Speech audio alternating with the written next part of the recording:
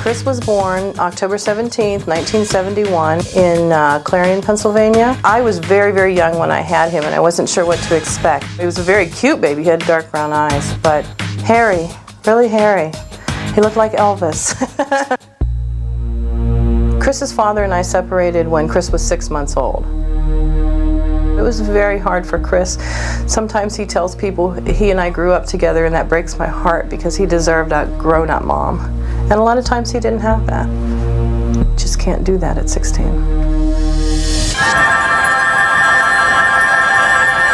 When I first met Chris Kirkpatrick, he was in 6th grade. I was directing the high school production of Oliver. I was auditioning elementary students. He came home one day and he said, "Mom, I want to try out for a play." He was very tiny, very, very small for his age. He said, "Son, could you read these lines for me?" And it really surprised me because Chris read them with a Cockney accent. "Please, sir, I want some more." I knew this was the one for Oliver.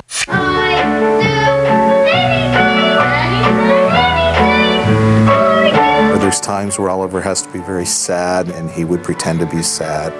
He was very good at that.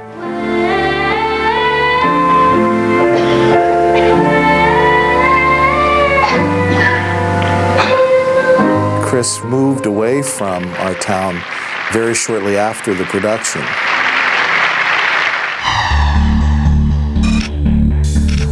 We moved from Pennsylvania to Ohio. Our first apartment was over a drugstore. I was a single mom, off and on. I had 3 children at the time that I was raising. It was very difficult for Chris because there were more traditional families there, and there were not very many people on welfare.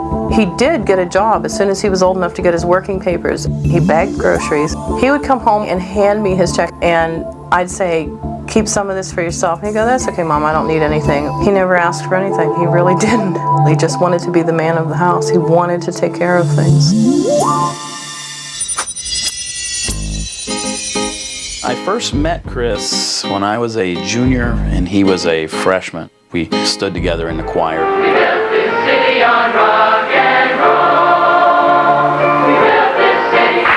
Chris was very confident. It didn't show when he was dancing because he was always looking at somebody else's feet.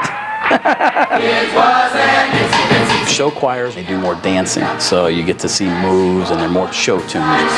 I remember thinking, how am I going to match him up with a girl for the dance numbers? He'll look like a little kid. He used to come home from school crying about his height. And I kept telling him, someday you're going to be really glad that you look so young.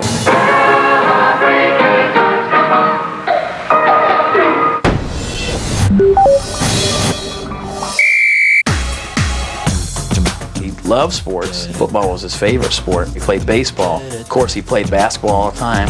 He was going into the gym at lunchtime just playing ball. I got a call from a friend who worked in the cafeteria at the school. She said, "Do you know that your son doesn't eat lunch?" Well, my son was scrawny enough. I needed him to eat lunch, and he got free lunches. There are free lunch programs. This school system forced the children to identify themselves in front of all of their peers. My son had to go up and say free lunch, and he could not do that.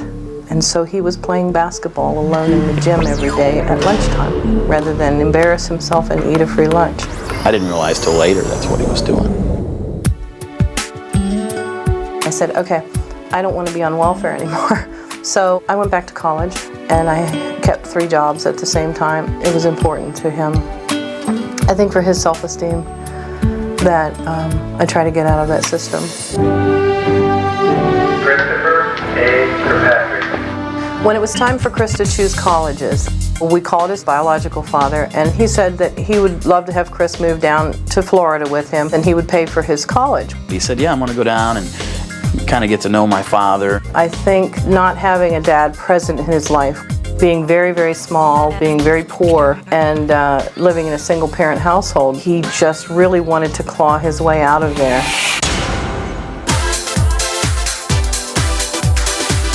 I first met Chris December '93. He was going to school at Valencia in Orlando, studying music.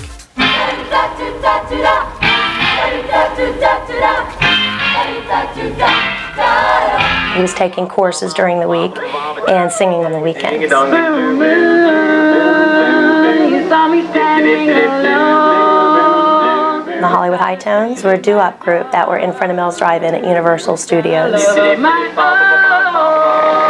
He would stand there and sing, and little girls would just be like, Life would be a dream. If I could take you up to paradise up above, then you would tell me I'm the only one that you love. Life would be a dream, sweetheart.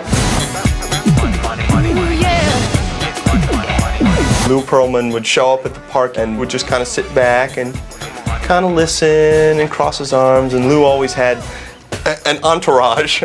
He got into the music business after doing the charter flights for various pop tours. Transcontinental is his company. At one point, New Kids on the Block came and leased a jet from him to fly around in their tour.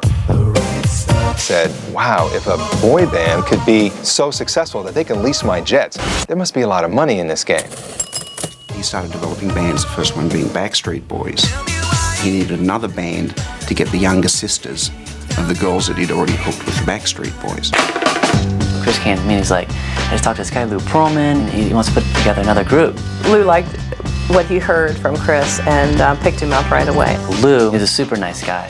Super nice guy. So he took us in his Rolls Royce and we pull up to Planet Hollywood and we get the VIP treatment. He would tell us what his goals were and talk about where he can take the guys. Mr. Pearlman said, why don't you put a band together and I will finance the band. Lou offered Chris a real good opportunity to do what he wanted to do. Chris's face would just light up and there's this huge smile and, determination to get this together. I was like, so I gotta find 4 more guys. Coming up, JC struggles with self-confidence. He was very shy and he was not interested in performing in front of others. He just always thought he sucked. And Justin learns the fine art of competition in his first beauty pageant. Not only did he do the talent, but he did the modeling and the whole bit.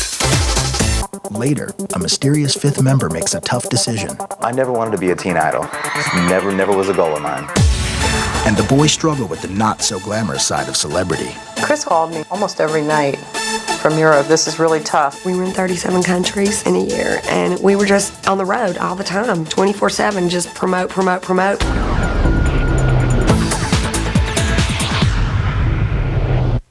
Every rock star's relentless drive to the top has been witnessed by innocent bystanders. At 5 years old, Celine would sing anywhere. Kid Rock's whole drop. And VH1's got all their names and numbers.